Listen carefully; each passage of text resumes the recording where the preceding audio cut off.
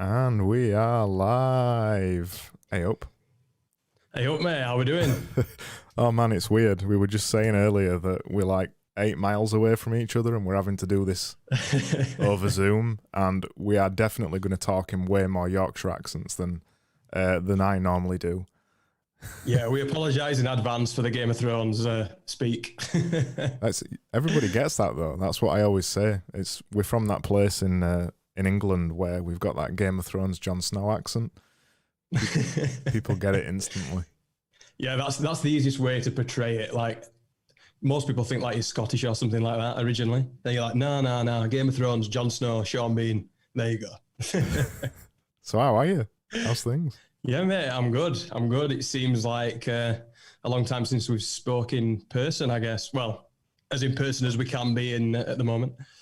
Yeah, it is. It feels like both. It's been a really long time and a really short time. It feels like we've been in lockdown in UK forever, but it's gone so quickly. And for you, things have completely changed pretty much in lockdown, haven't they? Yeah, kind of. I think I was just like a very bored person, and then lockdown came and just gave me a lot of time to try everything that I ever wanted to do. Yeah. And, throw a lot of shit at the wall basically and see what sticks. And it's been good for my productivity anyway. Yours as well, mate, I've noticed. Well, there's no better to do, is there? You ain't got, sorry, I haven't got anything better to do. There's no better to do. Yeah, well, there's not been though, has there? That's exactly it, Like, obviously we used to like going out and having a few beers, going out to football and things like that. But when you've got that taken away from you, I guess the productive monster inside you awakens to some extent with all this spare time. And that's definitely what happened with me. And yeah, like I said before, I've noticed your productivity and output this last year and a half's been fascinating to watch, mate. Well, my output is directly related to your output, and that's really what we're here to talk about. So in 2020, last year, February, I saw what you was doing on Twitter. So twitter.com/Tom_Hirst. Around then, around February last year, how many followers would you have had? 1,000 or something? A couple of thousand? Yeah, less than 1,000. Probably about 800, something like that. Yeah, and you started to get into, I were looking at your tweets and thinking, who is this guy? I know this guy, and he's writing these tweets in a really weird way. And by weird, what I mean is that you were actually writing valuable tweets. You were actually talking about web development and how to be a freelancer more specifically, because you're a web developer, freelance web developer. So I started looking at the way that you were writing tweets, and the only thing you were doing on Twitter. So at this point, I was looking at you writing tweets. I was just writing tweets about whatever came into my head. I weren't, I was just pissing around on Twitter. And seeing your tweets, the only thing that you was tweeting was valuable tweets. You were starting to get some traction. And I saw that and I thought, I'm going to try that. And I had a look at your Twitter.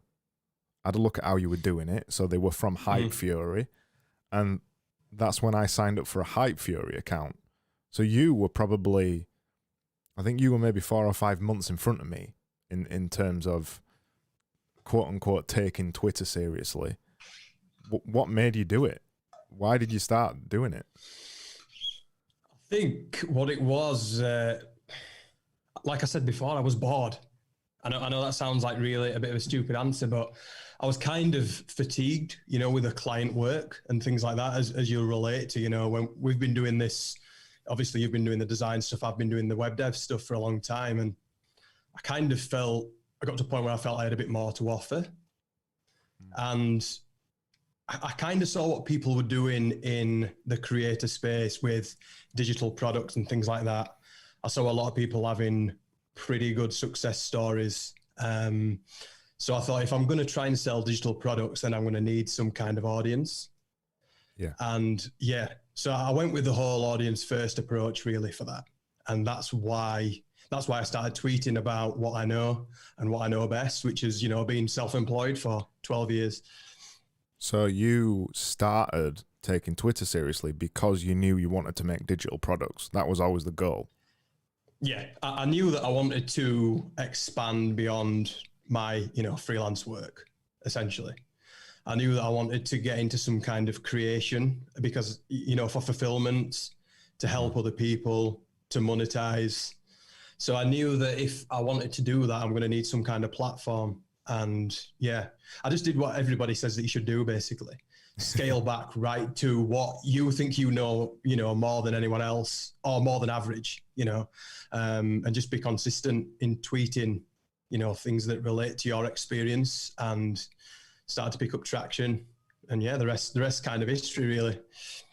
Yeah. So you were writing, I don't know, 5-10 tweets, good tweets every single day.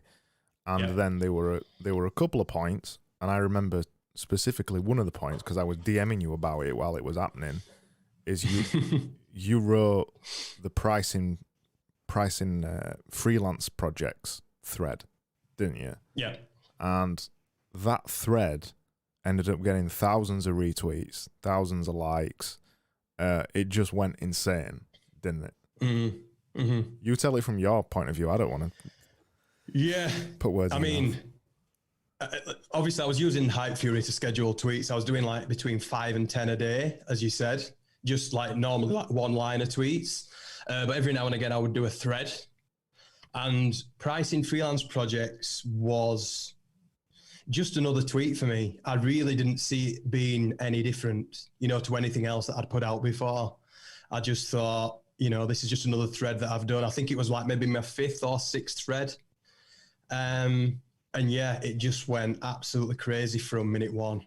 I think it's got something like 37,000 likes on it, which is the most I've seen, apart from like a Naval tweet or something like that. The most of an account with I think I had like 3,000 followers at that point.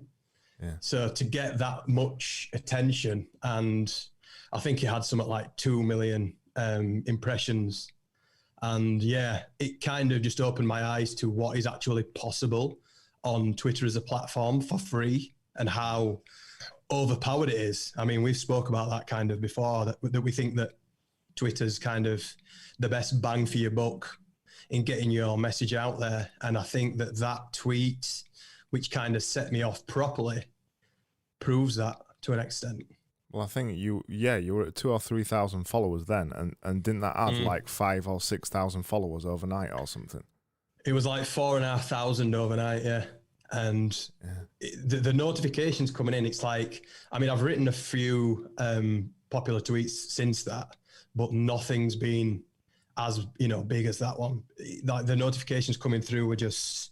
I had to delete Twitter app off my phone and just put it to one side, because I was kind of getting a bit addicted, to that dopamine hit. I'm like, oh, plus 20. Every time I refreshed it, and I'm like, yeah, this is getting a bit too much. I'm getting a bit obsessed with this. Put it to one side and go for a walk or something. But it was just crazy. And then obviously off the back of that, I realized that I must know what I'm talking about on this topic. So I decided to write the book about it after. So even at that point, right, did you feel a little bit like you didn't know what you were talking about, that you were just some kid from Barnsley and you shouldn't be saying this online?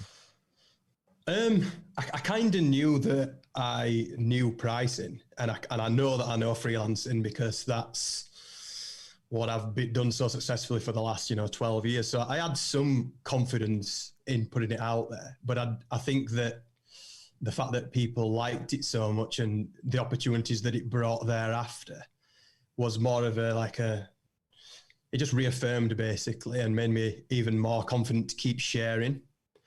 So I think I had the baseline level of confidence already. I think I'd broken down that barrier that all content creators have in the beginning already. But I think that when that tweet went so viral and popular, it just made me think, yeah, you know what you're talking about, and keep going. Yeah. And then you obviously made the product, so the digital product, Pricing Freelance Projects. Mm-hmm. And that was your first paid product, wasn't it? Yeah. So I'd had a free ebook before, which I use as a bit of a lead magnet to get to gather email addresses and just to have something that I can give to everyone, because obviously not everyone can afford a $39 ebook. So, there's a little segment about pricing in the free one as well, though. So if they want to get that, they can.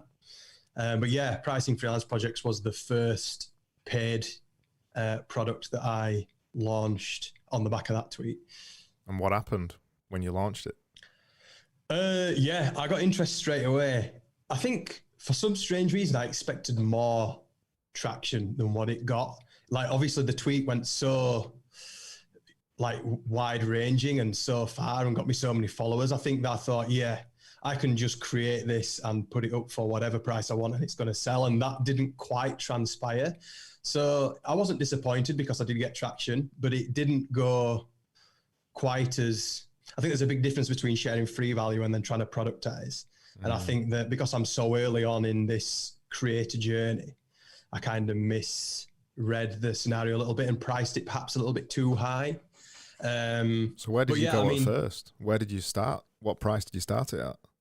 I think I put it up at $19 as a pre-order, but I didn't really know at the time how big the book would be. I thought it would be just a short guide, and it ended up being 30,000 or 35,000 words.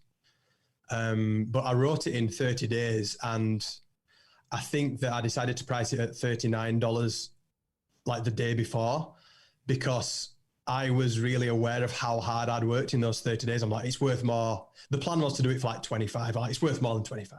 Yeah. It's worth 39. I've worked my knackers off for this, Like I need to, get a bit more money back for it. But yeah, I think in hindsight, because of where I was at that moment in time in terms of my audience and my journey, I don't think I had the authority quite then to sell it for 39. But I mean, in hindsight, it still continued to sell at that price now, and it still, brings in money trickling in. So yeah, it's a bit of a hard one when you're starting out, the whole pricing thing. And one thing that I have learned is that pricing services and pricing products is quite different, and there's a lot of nuance in between. Yeah, it is. It's really different. I'm still trying to work out how to price products.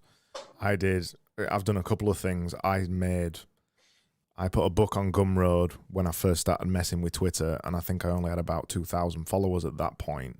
And I put that on Gumroad, and I didn't know how much I was going to charge for it. And at first, I put it up for $1, I think, and then I increased it to $5, and then 15 quid or whatever the equivalent is.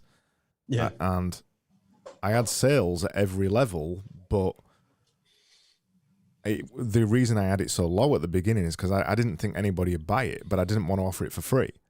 So I still did it kind of just to prove, to prove to myself, yeah, like what you were saying, yeah, you know what you're talking about. Yeah, people are interested in you. With that, I wish I'd not launched it so early. I think I launched it too early, because now the whole launch cycle of that is completely gone. And I followed it up with another quick thing that I made from visualizations, and the launch cycle of that's all gone as well. That's one of the hard things I find. I don't know if you feel the same, that whilst you're making it, there's loads of interest, and then as soon as you've made it and it's out, things trickle off really quick. Yeah, no, definitely. I think it's the whole building public thing, and when your momentum's going on the product itself, you've got, your sawdust, as Jack Butcher would call it, to sell on Twitter as you're going. So you get that kind of marketing as a free byproduct while you're in the creation phase. But then when you launch, it's kind of like, feels like ages ago, you know, like 2 or 3 weeks ago since I launched the last course that I did. And it just feels like ages away so quick because you don't really find an excuse to talk about it anymore. Yeah. So, I mean, I did kind of try and be a little bit, take a little bit of a different approach with the personal website playbook course that I did, that I launched in January. And my idea there was to launch it cheap and just raise the price every month. So I've kind of got that marketing angle, that marketing angle that's going to last it's going to last past the launch cycle, if you get what I'm trying to say. So I think what I did with that one is start it at $24, get as much, you know, social proof and early adopters feedback as I can. And then every month since, I've raised the price. And like what you said with your product, I've noticed sales at every price point. So it just adds to the mix, that the confusing mix even further of pricing products and perception and things like that. It's a tricky one, but I think that the main thing is just to test and experiment like crazy and just get to that point where the sales completely stop. And I think that that's the way that I'm going to keep taking my products in future, is to let the early adopters, those that believe in you early on, get it, you know, as cheap as they can, get that social proof in early, add that to your product page, and then increase the price over time to prevent that problem that you identified, where after an initial launch, you've just got no reason really, unless you update the product, to keep talking about it. Yeah, I've seen another couple of people as well doing it, where when you pre-order it, there's a certain amount of versions of it available at one price and then another price, and it tiers up and up and up. So first 10 might be $2, first 20 might be $5, etc., etc. I've seen that work, but it feels a bit weird to me to do it like that, because it's a digital product and there isn't 10 available. There's an unlimited amount available. But then when you start thinking about it too much, none at ways feel right, because then when you increase price, you're like, well, it used to be this price, and aren't those other people going to be pissed off that it used to be this price?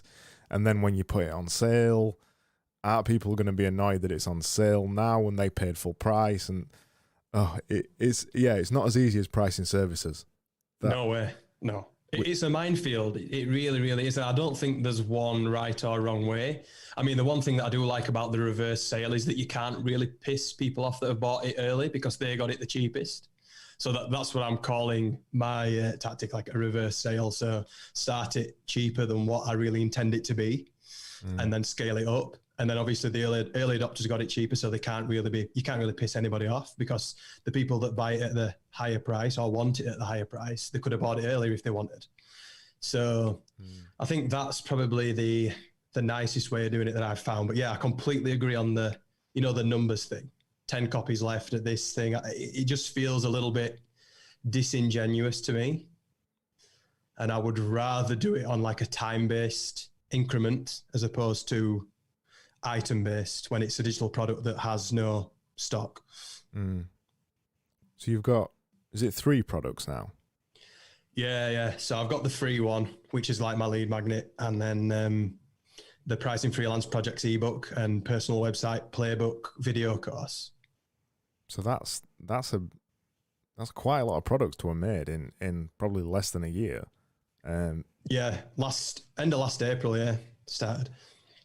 So what do you think about the difference between making products now and selling your time and your services? I've never really been a proponent of selling my time in terms of as granularly as hours anyway. I've always done fixed price. Like from being maybe 2 years in, I've never sold hours. I've done day rate where it made sense if I needed a bit of quick cash. But I'd always do a day as a day and not 8 hours, if you know what I mean. But yeah, in terms of the balance between them, I think full-time creator and product sales is a lot harder than what a lot of people think. And it's not as completely passive as what people think either. It's not passive at all unless you're Jack Butcher and you can make $1 million from it. Yeah, but it's not even passive for Jack, and I think he's posted some things about this before as well, where, you know, when he stops tweeting about his business or he stops doing his Instagram, then his revenue takes a hit. And even at my scale, which is, you know, 100 times smaller, I notice exactly the same things. If I don't get my offers under people's noses regularly, then the sales drop. You know, it's not passive income. And I think that the creator dream is, there's a lot of there's a few outliers that make it look easier than what it is. But what people fail to realize is the level of consistency that these guys are and girls are putting out is unbelievable, and how hard that is to keep up that high quality bar so consistently. But I mean, to answer your question about how I would divide my time between creation and selling, you know, services, I think I'll always do a bit of both because I enjoy both. And I think that they can complement each other as well.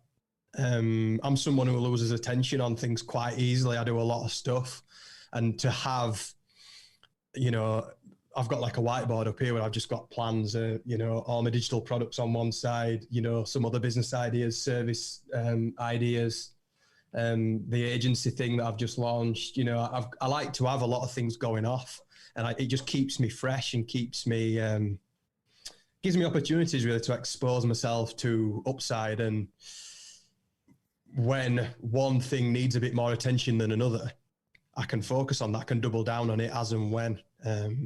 I call like my different business ideas, it's like having kids, you know, you love them all the same, even if they need different, you know, amounts of attention at different moments in time. Yeah, you're right. They do complement each other. And I think with the way that me and you are, so I'm a designer and you're a developer, the things that we make off the back of that, we still need to be doing the other thing. Otherwise, you're not reinforcing the message that you're putting across, are you? If I'm selling a design product like the book I'm working on that's about design, if I'm not a practicing designer anymore, that becomes like a much more difficult sell for me to make. And also personally, how I feel inside, I'd feel like a bit of a fraud if I were making design products and I weren't a designer anymore. And then on the flip side, like you said, it helps to legitimize my actual agency work. So when I've had it a few times now, a few clients have come directly from Twitter, or they've seen what I'm doing on Twitter, and then it legitimizes their choice because they can see, oh, he's an influencer and shit or something like that. So, what it really does is, and I wish I'd learned this sooner, you probably feel the same way, what it really does is that when I'm talking about design and consistency and all this kind of thing every day, when it comes to choosing a designer or an agency and they stumble across my Twitter, they're like, well, why would we not choose the person who's talking about the thing that we want to hire them for? Mm-hmm. That was the thing that I didn't learn for 14 years or something like that. Exactly. It's like the personal brand flywheel effect of practicing what you preach, teaching what you preach, and also having your skin in the game, you know, with your hands in the guts of everything as well. And I think that there comes a point where you think, for instance, going back to the question that you asked before, if I went into complete full-time digital products, teaching freelancing, development or business or marketing or personal branding or whatever the things that I talk about, I would feel completely disingenuous if I wasn't doing at least some of that as well alongside, you know, in the real world. Because like, if you want to learn from the people who are practicing what they preach, and I think that the people who don't practice what they preach or have got no experience in what they're teaching are the ones that give the digital product game a bit of a bad name. Well, another thing is as well that I've now been running an agency 10 years. I've been a designer for 15 years. This is when you start cashing in. This is the time. Exactly. Yeah, this is the time right now. This is the time when you start charging good prices, when you have a conversation with a new client and they say how long you've been going, you say 10 years, they go, "Ooh, your job's done. This is the time to start cashing in on it, to be crude." So use your experience to charge more money to work less. This is it. This is our time. 10 years behind you doing what you're doing. This is your time to properly monetize that experience, whether it be through, greater prices on the service side or packaging up your experience as products, or both. Yeah, I completely agree. And I think some people, I know on Twitter, some people kind of shit on the idea of starting an agency sometimes. And it can be hard. It is hard sometimes. And a lot of those years has been quite hard.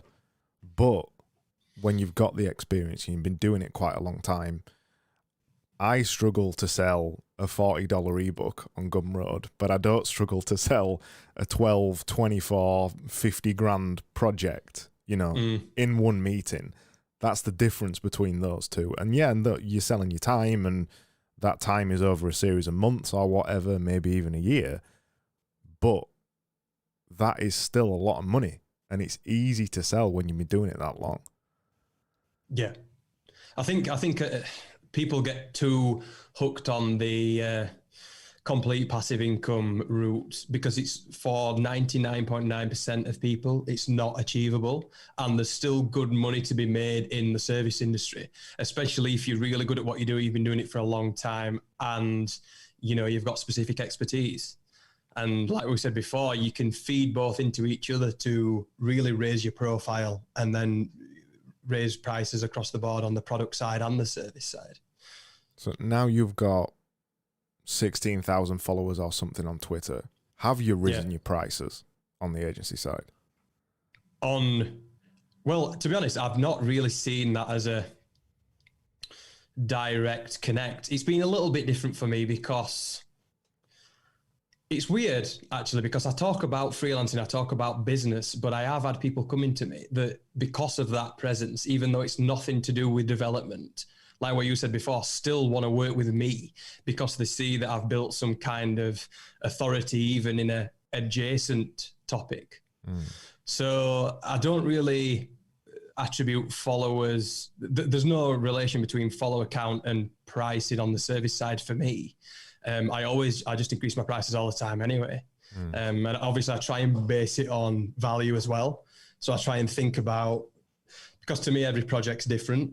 And I like to try and think how much is something worth to the company that I'm going to be working with, how much value can I provide them, and then try and reflect that in the price that I give them. So yeah, there's not really been a relationship in terms of a graph, in terms of followers and pricing, but I can definitely see how from your perspective and in the context that you're working in, the more followers that you have and the more authority that you build in the design world, that should definitely reflect your service industry pricing.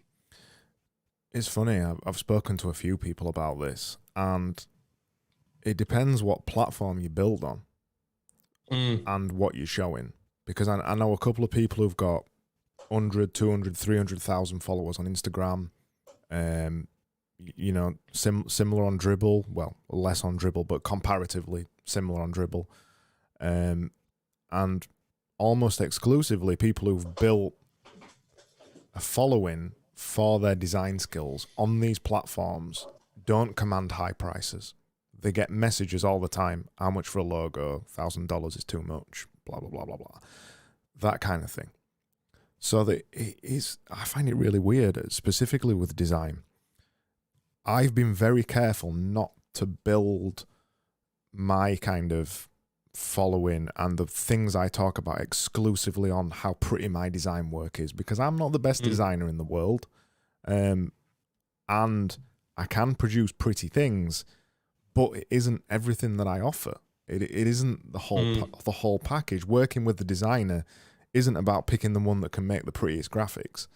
So I've been very careful with the way that I've done it to talk about the fundamentals of design, to talk about how important the idea is behind things, and set up a side project that is actually about ideas. So whilst you think it might relate directly, when anybody's come to me directly for something visual, it doesn't relate because it doesn't command a high price. Design is cheap. But when it's come through other things I've said, where it's been more of a consultancy process, yeah, absolutely it does. So it's really weird with design. It's really hard to manage. I think across the board, though, it's that personality. If you can portray a personality and couple that with some kind of service that's, related to what the business is buying, then they will see that no matter really what content you're sharing. I think I saw you did an episode with Connor Fowler, and he talked about how if you talk about design all the time, you would just attract other designers and not potential business partners. And I really agree with that. And I think there's another angle as well where, do you want to just talk about design all the time? Or do you want to explore some other things that interest you? And that's what it is for me. That's what Twitter is for me. It's the outlet to let the business side, the marketing side of me as a freelance developer come out and have an outlet and build something that's just beyond me sitting behind a code editor every day. And I think that is valuable, not just to me, but to other people as well who might want to work with me in some kind of capacity, or even just in terms of building a network or opening up myself to opportunities, for the future and things like that. So, yeah, I think it's interesting because I also think that not all followers are equal. Yeah. So what I mean by that is, like, I've seen accounts on Twitter with 40, 50, 60, 100,000 followers launch ebooks and only get the same amount of sales as what I have.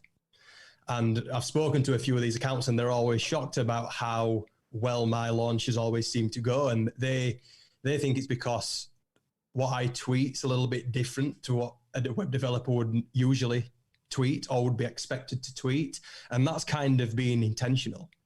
That's kind of what I've always gone for. I've not wanted just to be, this is no offense to anyone posting like code snippets, but that's just not for me. That's not the approach that I wanted to take. I've got more of a passion for the business side of freelancing, and I think it's a little bit of a different angle. So yeah, that's one thing that I've noticed as well, that you've got your follower types.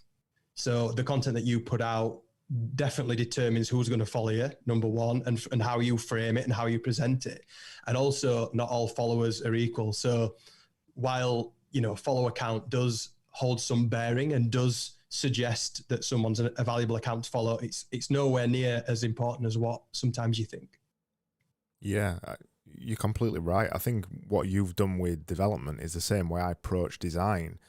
By you infer skill by talking about other things or attaching the topic to another thing. So you might be, I don't know, random off the top of my head, you might be talking about stoicism, but what you're actually talking about is web development, that kind of thing, where you infer the skill through talking about a higher level topic rather than just saying JavaScript shit or whatever.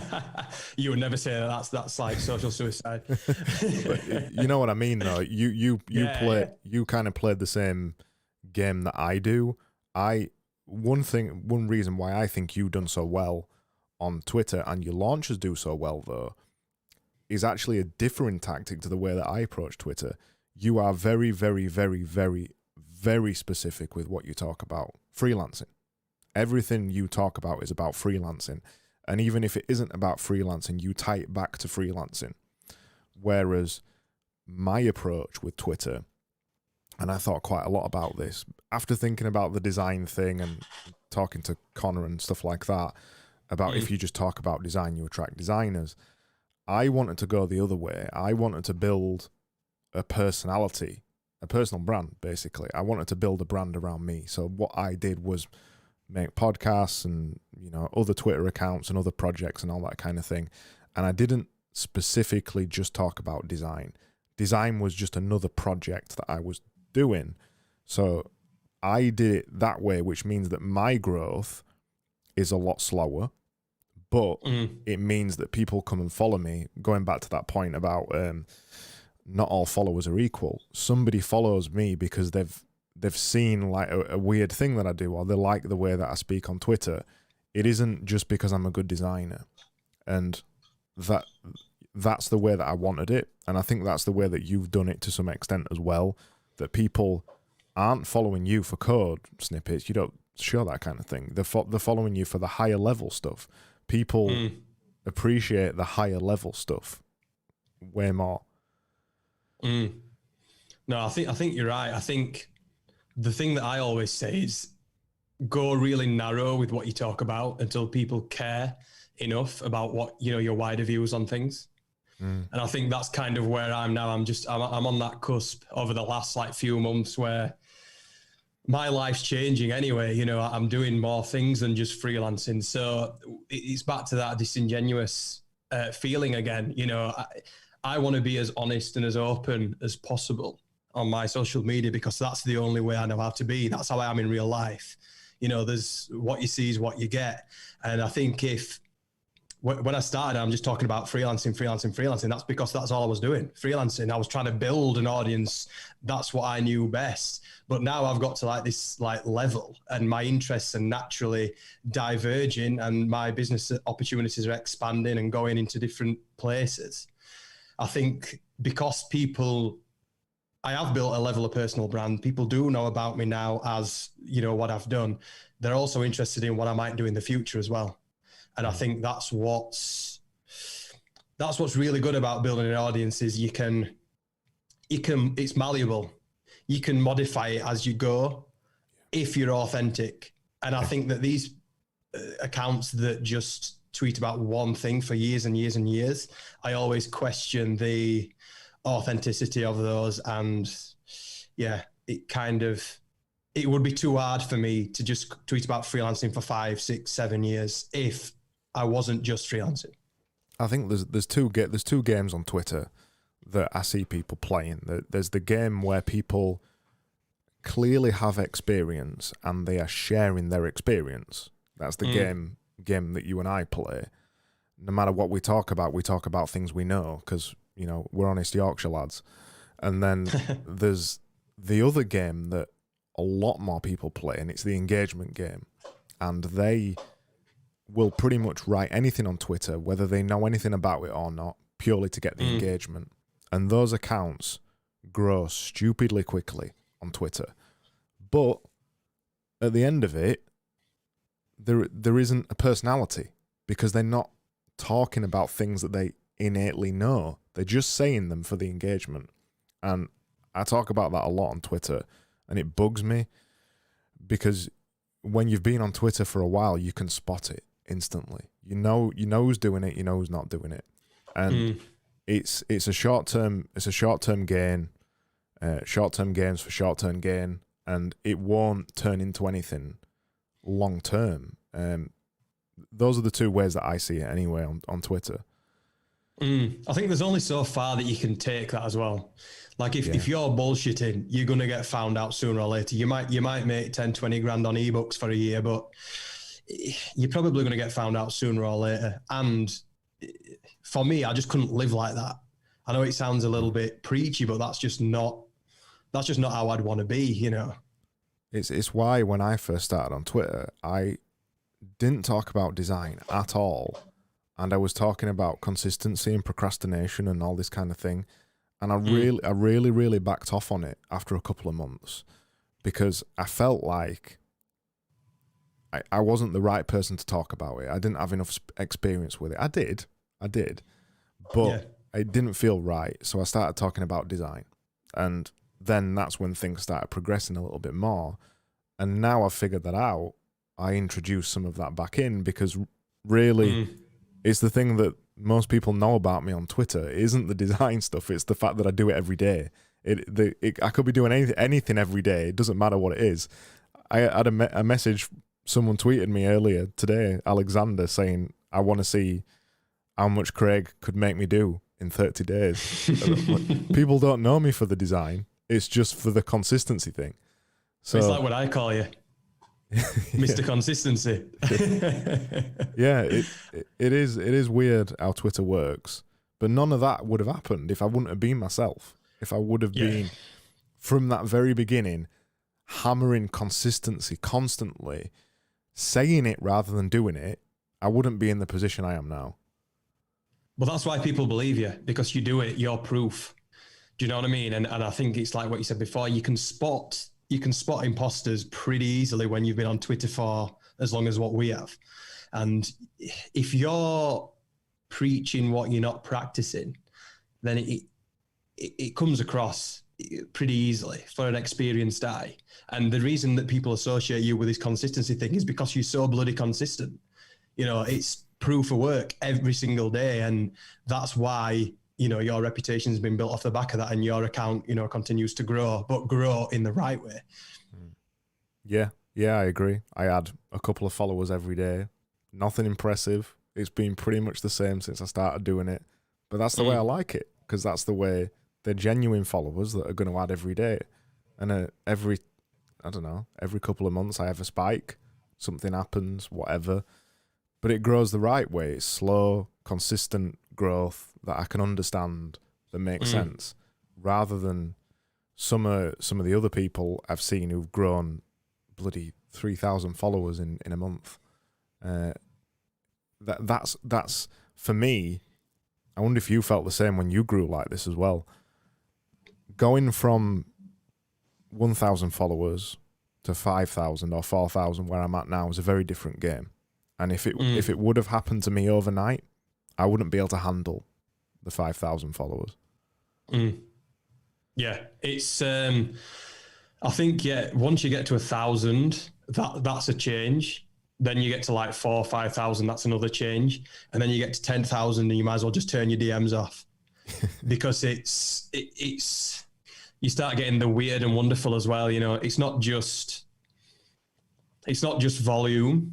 You start to attract more weird shit as well when you get to like 10K plus. So that's one thing that I noticed anyway. And yeah, you've got to pick and choose your, not battles, but who you reply to and who you don't.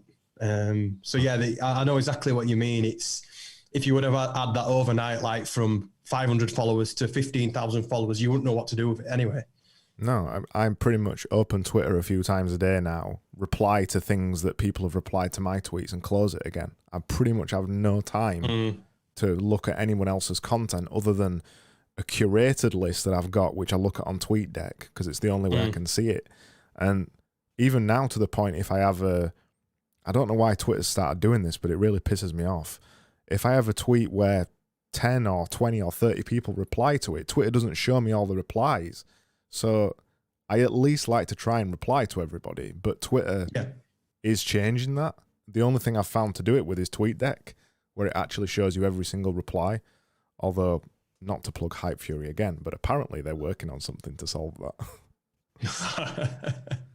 No, I've not noticed that actually, but I think there has been times when someone's replied to my tweet that I actually really would like to reply to, and I've completely missed it, and then I've rediscovered it later on, and I felt bad about it. But I just think it's a volume issue anyway. You know, one person can't reply to absolutely everything. Even at like 1, 2, 3, 4,000 followers, it becomes difficult and a job in itself. So yeah, I mean, anything that you can do with scheduling tools like Hype Fury, Feed Hive, and things like that, then it definitely helps out. Yeah. So you're at like 16,000 followers on Twitter now. If somebody wanted to replicate, so I've got a friend who's a developer, who's been a developer for a couple of years. I keep telling him to get on Twitter. He won't fucking listen to me. How would you tell somebody, what should they do first? How should they approach Twitter? They should get used to writing every day. Look at what other people are doing. Not necessarily what they're actually tweeting, but the way that they're structuring the tweets. And try to come up with a system that allows you to write like 10, 15 tweets in an hour. That's what I do. I tweeted something out, I think it was a few weeks ago now, and one of my techniques for batching tweets, like using a Hype Fury or a Feed Hive or whatever, is to open notes, think of like 5 like really broad ideas that I have that I mention a lot, because obviously we know the power of repetition in marketing and audience building, and then zoom in on each one of those and think of as many spin-off tweets as I can per point. And that usually within an hour now, after a year or two of writing tweets, gives me like 20 that I can schedule, and that's me done for the week. So yeah. Oh, you do it all in one day then? Yeah, like today I did in an hour. I think I did like 22 tweets and just scheduled them all. But I mean, I still do off the cuff stuff as well. And to be honest, the off the cuff stuff usually does better now at my follow account than the scheduled stuff. Obviously the tweets do the best, the threads, sorry, do the best. But yeah, the off the cuff stuff kind of works just as good. But I mean, that relates back to what I was saying before, like people care more about the personal stuff that I share now than what I did at the beginning when I was just, hammering home, the one topic. So yeah, that's what I would advise. Definitely try and get into the habit of writing tweets every day. Look at how other people are structuring stuff and what's doing well for other people. Like obviously threads at the minute are overpowered. So you want to be doing at least a thread every 2 or 3 weeks. And just talk about stuff that don't try and bullshit anyone, because eventually you will come unstuck. And I think people can tell when a tweet's being written with passion or written under duress, especially like a thread. Have you ever tried to write a thread? It is hard. Yeah. I just don't write them. I haven't written one for a while because I ain't got an idea for it and I can't do it. So I just don't write it. I'm sure you could though. I'm sure you could. It's just when you try and sit and like, I'm going to write a thread. Any good thread, it's hard. It's really, really hard. But all the ones that have done really well for me have just come like that. Just easy. Boom, boom, boom, boom, boom. Like pricing freelance projects. And then I did one last week about, how to like have a bit of a better work-life balance as a freelancer, but still earn a decent amount of money. And that's just, reciting from experience, short and snappy tweets.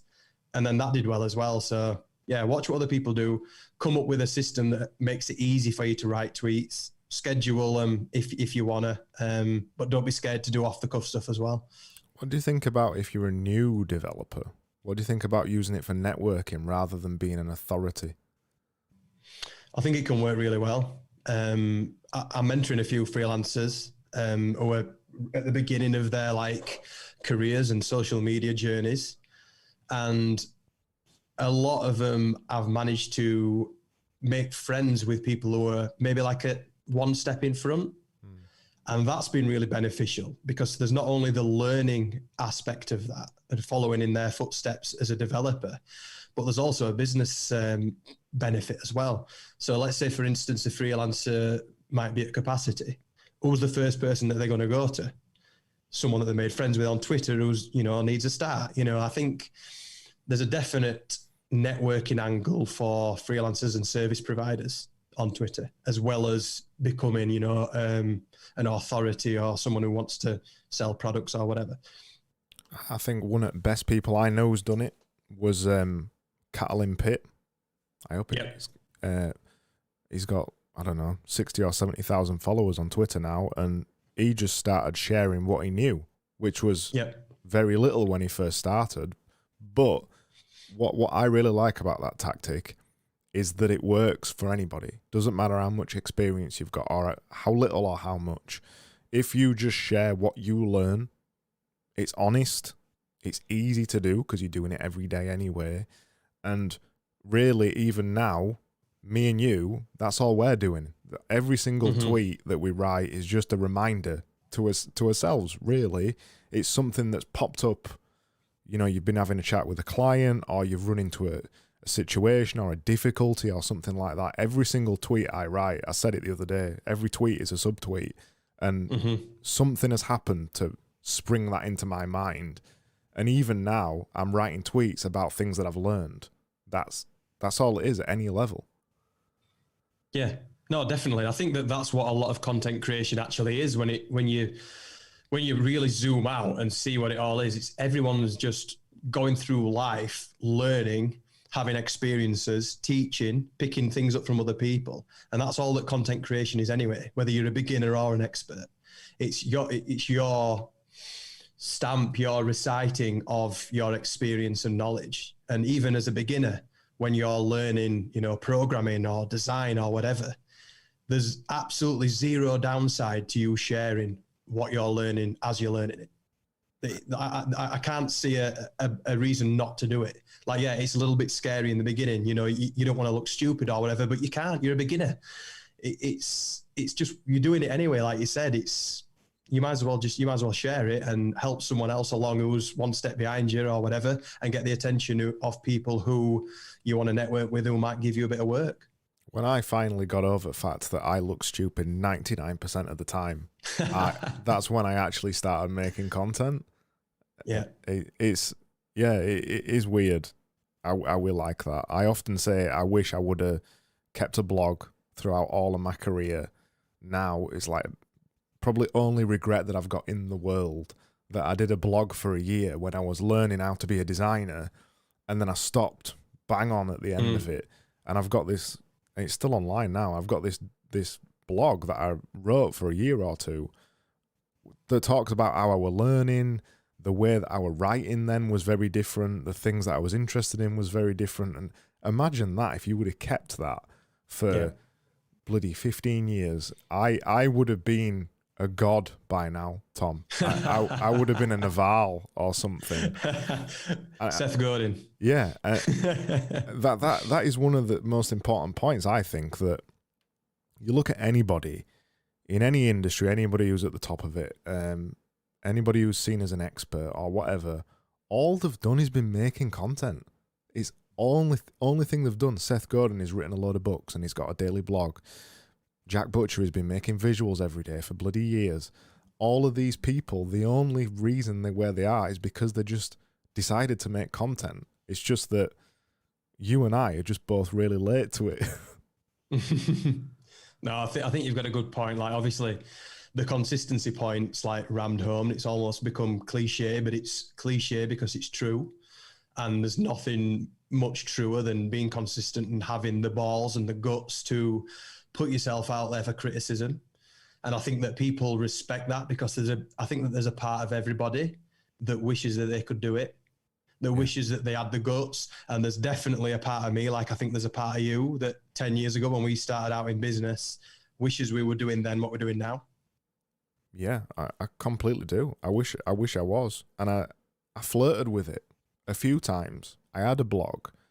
I took Twitter a bit more seriously, but I couldn't work it out. I couldn't work out what they were doing. So I don't know if you were the same, but I used to go to development conferences and design conferences and stuff like that. And I used to see people that were stood on the stage, and I knew even then, with a couple of years design experience, that they weren't the best designers that I'd ever seen. In fact, I were almost better than them, even with only a couple of years of experience. But they were stood on the stage and I was sat in the audience, and I followed them on Twitter and I read the newsletters and I listened to the podcasts and things like that. And it always used to bug me. Why are they there and I'm here? And I couldn't, I didn't have the language or the marketing understanding as to what it was. And even now, when I look back on some of those people, so for example, Harry Roberts, CSS Wizardry, you know who he is, don't you? Yeah.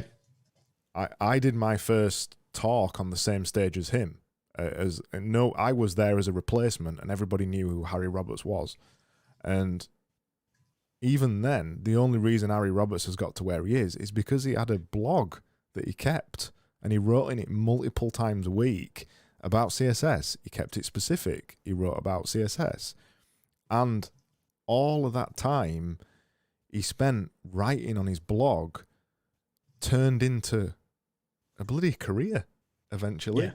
And now he's like a performance expert, and he works with Google and Airbnb and everybody all around the world purely because he wasn't afraid to have a blog all the way back then, and actually, even with a year experience, share what he learned.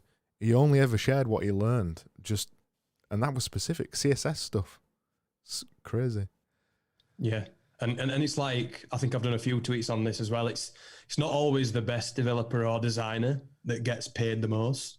No. It's the best developer or designer that's also shit hot at marketing. And that's just a fact of life, you know. And I think that sharing what you're doing, selling your sawdust as you do it, no matter what level of expertise you're at, is the best marketing tool at someone who's looking to build any personal brand authority's disposal. I think you probably agree with me. Marketing is the number one thing, and I never appreciated it, but I've spent 10 years building an agency with a bunch of guys doing it a really, really hard way when we could have probably accelerated our success by not being so stubborn about marketing ourselves. If we would have just got into it and actually done some stuff, it probably would have been a lot easier and a lot quicker. Yeah. Like it's good to know that you're good, but people need to know that you're good. You know, like what's point in being, you know, best app developer in the world if nobody knows it? You know, marketing's always going to be an important piece of the puzzle, if not the most important piece. I'd argue that if nobody knows you're best in world, you're not best in world, are you? You're best in. Well, there you go. You're best in Barnsley. Best in town. Yeah, whatever way you want to put it. We'll finish off in a second, but we've got a question on YouTube. Tessa's dropped a question. I'm just trying to word it in a way that you might understand it. So she said, what if someone really did experience something and it got shut down and deleted in the process of sharing it? What advice would you give to someone on how to restart it? She's put reproach it, but I think she might mean restart it. So what if you've started something and then you've got to go back and do it again? How would you start it? What does she mean? Does she mean like a project or a tweet or what? I think she's talking about marketing because it came in at that point. So to phrase it in a way that we actually understand. Tessa, if you've got any follow-ups, please give me them.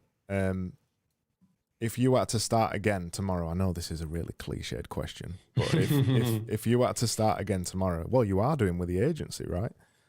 Yeah, a little bit. What would you do differently this time around? What would I do different? Well, I would stop being everything to everyone as quick as I could. I did it pretty quickly anyway. I niched into WordPress after about 6 months anyway, but I would do it on day dot this time. And like you said, with the agency thing, I've gone even narrower. I found a niche within the WordPress niche for this one. So yeah, I think push past that fear of thinking that you're cutting people out and you're limiting your chances by niching down and narrowing your focus into a specific technology or a specific market or a specific, you know, stand that you want to stand on basically in an authority game. How are you going to promote it? Are you going to do any specific promotion for it? Yeah, I'm going to go with organic SEO because that's what worked well for my freelance career. Like as you've seen with the course, the personal website playbook, my personal website must get at least 10 leads a week through organic SEO, through highly focused service landing pages. So what I'm going to do with the agency, again, that's going to be my main source of marketing and content marketing, basically.